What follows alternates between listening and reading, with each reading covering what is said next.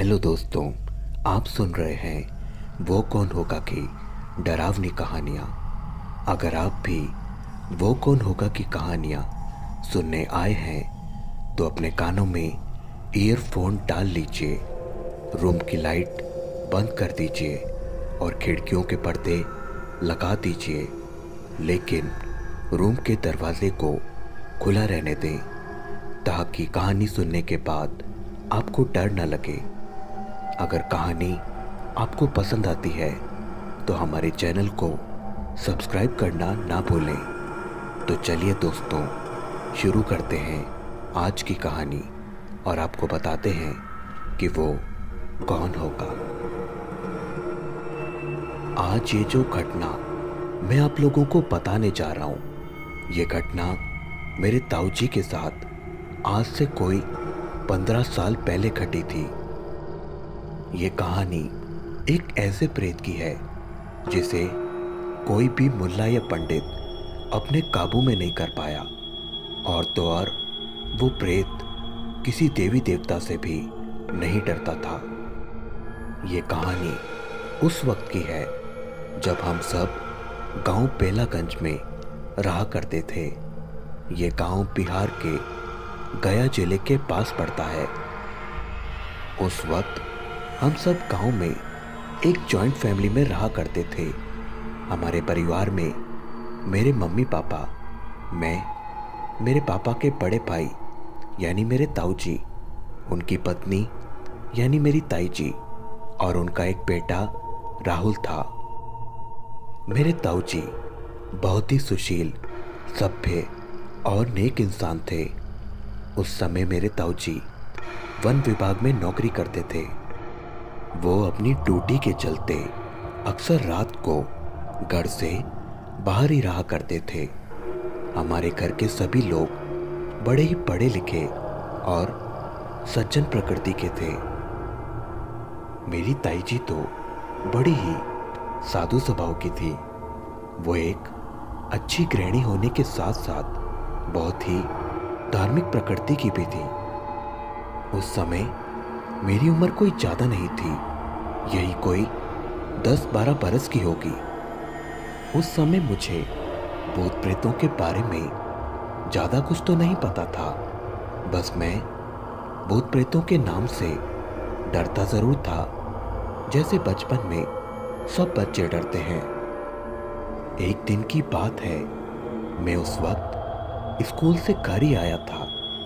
दोपहर के कोई 1 बजे का समय हुआ होगा। जब मैं घर पहुंचा तो मैंने देखा कि हमारे घर पर बहुत शोर शराबा हो रहा था। कोई 2 आदमी मेरे ताऊजी को घर छोड़ने के लिए आए हुए थे। मैं छोटा था तो शोर शराबा होते देखकर मैं अपनी माँ के पीछे छुप गया और चुपचाप सब सुनने लगा। वो जो 2 आदमी मेरे ताऊजी को घर छोड़ने आए थे, मैंने देखा कि वो थोड़ा डरे हुए थे और जोर जोर से बोल रहे थे। वो 2 आदमी कौन थे ये तो मुझे उस वक्त नहीं पता था, लेकिन देखने से वो भी वन विभाग के कर्मचारी ही लग रहे थे, क्योंकि उन दोनों आदमियों ने भी मेरे ताऊजी जैसी फॉरेस्ट गार्ड की वर्दी पहन रखी थी। वो 2 आदमी मेरे पापा को बता रहे थे कि पता नहीं क्यों ये कल से ही कुछ अजीब हरकतें कर रहे हैं। जैसे कल रात को हमारे ऑफिस के मजदूर लोग मिलकर खाना खा रहे थे तो ये भी मजदूरों के साथ खाना खाने बैठ गए। मजदूरों ने इनसे कहा कि पहले आप खाना खा लीजिए, हम बाद में खा लेंगे। इसके बाद जब ये खाना खाने बैठे तो 8 मजदूरों का खाना अकेले खा गए, और तो और ये खाना भी आदमी जैसे नहीं, किसी दानों की तरह खा रहे थे। ये देखकर तो हमारे 2 मजदूर वहां से डरकर भाग ही गए। इसके बाद हमने रात को तो इनको किसी तरह सुला दिया और सुबह होते ही इनको घर पहुंचाने के लिए निकल पड़े। इतना बोलकर वो दोनों आदमी वहां से चले गए और ताऊजी भी आराम से घर के अंदर आ गए। लेकिन कुछ देर के बाद ताऊजी लुंगी लपेटकर घर से बाहर आए और घर वालों के मना करने के बावजूद भी खेतों की ओर निकल गए। ताऊजी के छोटे भाई यानी मेरे पापा चुपके से इनके पीछे हो लिए। जब मैंने पापा को ताऊजी के पीछे जाते देखा तो मैं भी चुपके से उनके पीछे चला गया। मैंने देखा कि ताऊजी गांव से बाहर निकलकर अपने ही आम के बगीचे में चले गए। आम के बगीचे में पहुंचकर मैं तो एक पेड़ के पीछे छुप गया और देखने लगा कि वहां क्या होता है। मैंने देखा कि ताऊजी पहले तो बगीचे में कुछ देर टहलते रहे, पर पता नहीं अचानक उनको क्या हुआ कि वो आम की नीचे झूलती हुई मोटी मोटी डालियों को ऐसे तोड़ने लगे जैसे कि उनमें कई हाथियों का बल आ गया हो। डालियों के टूटने की आवाज सुनकर मेरे पापा दौड़कर बगीचे में पहुंचे और उनको ऐसा करने से रोकने लगे। जब मेरे पापा ने ताऊजी की बहुत मिन्नतें की तब जाकर ताऊजी थोड़ा शांत हुए और घर पर वापस आ गए। इस घटना के बाद तो हमारे पूरे परिवार के साथ साथ पूरा गांव ही संशय में जीने लगा। एक दिन फिर क्या हुआ कि ताऊजी अपने कमरे में बैठकर अपने बेटे को पढ़ा रहे थे। ताऊजी का बेटा राहुल मुझसे भी 2 साल छोटा था। मेरी ताईजी भी वहीं बैठकर रामायण पढ़ रही थी और मैं भी पास की चारपाई पर बैठकर अपना होमवर्क कर रहा था। तभी मैंने क्या देखा कि ताऊजी का शरीर फूलता जा रहा है और उनकी आंखें भी क्रोध से लाल होती जा रही हैं। अभी ताईजी कुछ समझ पाती इससे पहले ही ताऊजी ने अपने बेटे की गर्दन अपने मुंह में ले ली। देखने से ऐसा लग रहा था जैसे कि ताऊजी राहुल की गर्दन चबा जाएंगे, पर यह सब देखकर भी मेरी ताईजी डरी नहीं और विनम्रता से ताऊजी से बच्चे को छोड़ने की विनती करने लगी। तभी ताऊजी अपने बेटे की गर्दन छोड़कर शांत हो गए और अपने रोते बेटे का सिर सहलाने लगे। इस घटना के बाद तो घर में सबकी नींद ही आराम हो गई। हम लोगों ने घर में बहुत पूजा पाठ कराया, बहुत सारे डॉक्टरों से भी संपर्क किया, यहाँ तक कि ताऊजी को शहर के बड़े बड़े अस्पतालों में भी दिखाया, लेकिन ताऊजी पर डॉक्टरों की कोई भी दवा काम नहीं की। इधर हर 1-2 दिन में ताऊजी कोई न कोई भयानक कार्य करके सबको सकते में डालते ही रहे। डॉक्टरों को दिखाने का सिलसिला लगभग 3 महीने तक चलता रहा, पर ताऊजी की हालत में सुधार तो नाम मात्र भी नहीं हुआ। लेकिन अब तक सबकी समझ में एक बात तो आ गई थी और वो ये थी कि जब भी ताऊजी का शरीर फूलने लगता और उनकी आंखें लाल होने लगती तो घर वाले ताईजी को बुला लाते थे। फिर ताऊजी अपनी पत्नी को देखते ही शांत हो जाते थे। ऐसे ही एक दिन ताईजी पूजा कर रही थी। शाम का समय था। तभी ताऊजी वहां आ गए और मेरी ताईजी से हंसकर पूछने लगे, तुम ये पूजा क्यों करती रहती हो? ताईजी ने कहा, आप अच्छे हो जाएं इसलिए। अपनी पत्नी की बात सुनकर ताऊजी ठहाका मारकर हंसने लगे और हंसते हंसते अचानक बोले, तुम कितना भी पूजा पाठ कर लो पर मैं इसे छोड़कर जाने वाला नहीं हूं। अगर मैं इसे छोड़ूंगा तो इसे इस दुनिया से भेजने के बाद ही। ताऊजी की ये बात सुनकर मेरी ताईजी थोड़ा सहमी तो जरूर, पर फिर भी उन्होंने हिम्मत करके पूछा, आप कौन हैं? कहाँ से आए हैं? मेरे पति ने आपका क्या बिगाड़ा है? इनके पीछे क्यों पड़े हैं आप?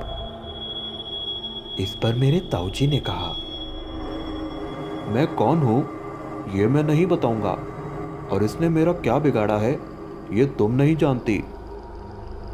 इतना कहकर ताऊजी वहां से चले गए। बाद में ताईजी ने जब ये बात घर वालों को बताई तो घर वालों ने बेलागंज में जितने भी मुल्ला या पंडित थे उन सब से संपर्क करना शुरू कर दिया। पहले तो कुछ मुल्ला पंडितों ने थोड़ा झाड़ फूंक किया, कई ताबीज बनाकर भी ताऊजी को पहनाए, लेकिन ताऊजी को कोई फायदा नहीं हुआ। फिर एक दिन मेरे पापा और घर के सब बड़े ताऊजी को लेकर बेलागंज के एक नामी मुल्ला के पास पहुंचे। उस मुल्ला बाबा ने पहले कुछ मंत्र बुदबुदाए और फिर ताऊजी की ओर देखते हुए बोला, तुम चाहे जो भी हो, पर तुम्हें इसे छोड़कर जाना ही होगा, नहीं तो मैं तुम्हें जलाकर भस्म कर दूंगा। जब उस मुल्ला बाबा ने भस्म करने की बात कही तो ताऊजी का चेहरा गुस्से से तमतमा उठा और वे वहीं उस मुल्ला बाबा को कपड़े की तरह पटक पटक कर मारने लगे। ताऊजी की पिटाई से उस मुल्ला बाबा की सारी शेखी रफू चक्कर हो गई और वो ताऊजी के पैरों में गिरकर गिड़गिड़ाने लगा। ताऊजी का ये रूप देखकर ताईजी ने बीच बचाव किया, तब जाकर उस मुल्ला बाबा की जान बची। ताऊजी द्वारा मुल्ला बाबा की पिटाई की खबर पूरे बेलागंज में तो क्या, आसपास के कई जिलों में आग की तरह फैल गई। अब तो कोई भी मुल्ला, पंडित या मौलवी ताऊजी से मिलना तो दूर, उनका नाम सुनकर ही कांपने लगता था। इसी दौरान ताऊजी को एक औरत के पास ले जाया गया, क्योंकि कुछ लोगों ने हमें बताया था कि उस औरत पर देवी माँ आती हैं। पर उस औरत ने तो ताऊजी को मिलने से साफ इनकार कर दिया कि मैं ऐसे दुष्ट और असभ्य व्यक्ति के मुंह भी नहीं लगना चाहती। उधर वो औरत ताऊजी को मिलने से भी डर रही थी और इधर ताऊजी उसके घर में खड़े होकर मुस्कुरा रहे थे। वो ताईजी से बोले, जो देवी मेरे सामने आने से भी डर रही है वो मुझे क्या भगाएगी। फिर उस औरत ने मेरे पापा को अलग से बुलाया और कहा, इनके अंदर कौन है ये पहचानना भी बहुत मुश्किल है। आप लोग ऐसा करिए, इन्हें लेकर बड़े बड़े तीर्थ स्थानों पर जाइए, हो सकता है कि ये इन्हें छोड़ दे।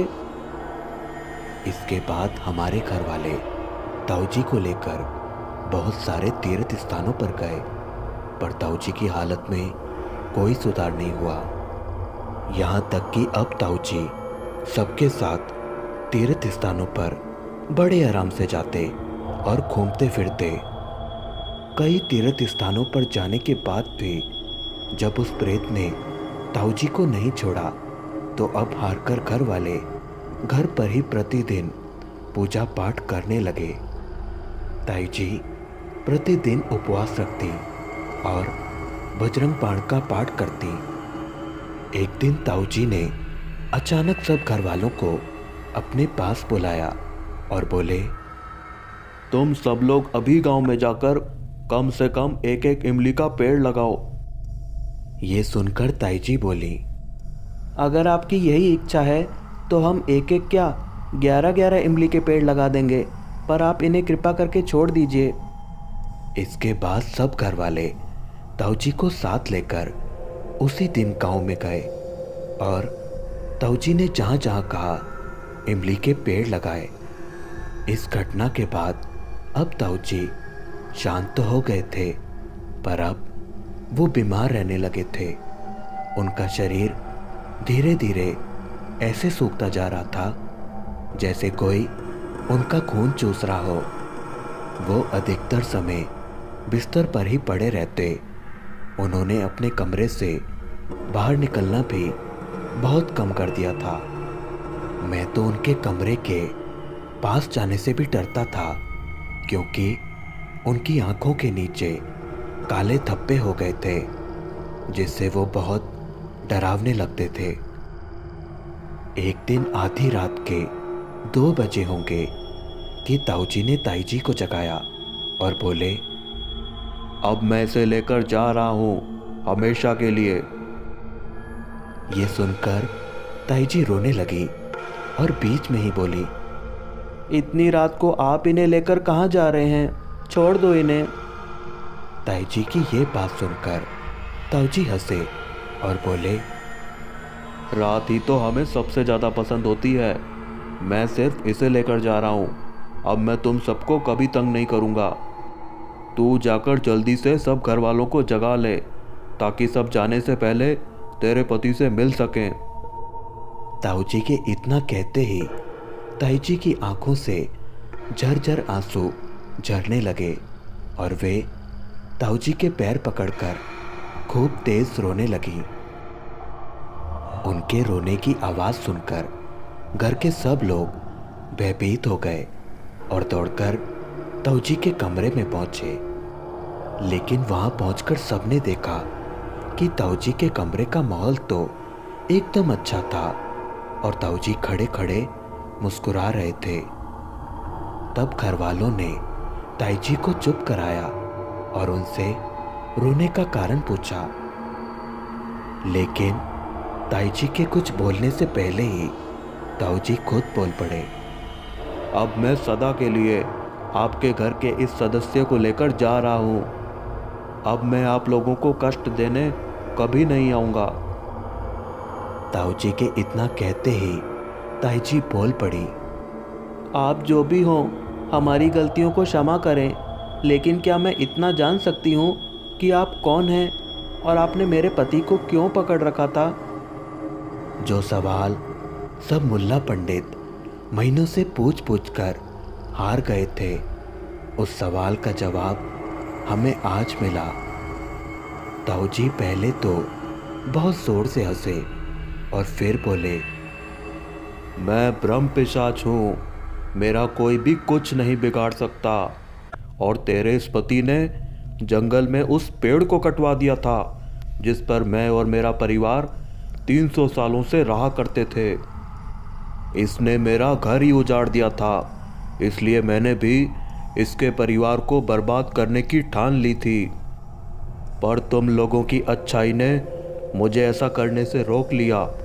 इसकी पत्नी एक अच्छी औरत है, इसलिए मैं तुम लोगों को तो छोड़ रहा हूँ, लेकिन इसे तो मैं अपने साथ ही लेकर जाऊँगा।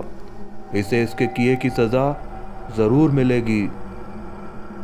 इतना बोलते ही ताऊजी धड़ाम से चारपाई पर गिर पड़े और एक लंबी सांस लेने के बाद उनकी जान निकल गई। घर के सब लोग ताऊजी के पास बैठकर रोने लगे। आज उस घटना को पूरे 15 साल बीत चुके हैं, लेकिन जब भी वो रात याद आती है तो सबके रोंगटे खड़े हो जाते हैं।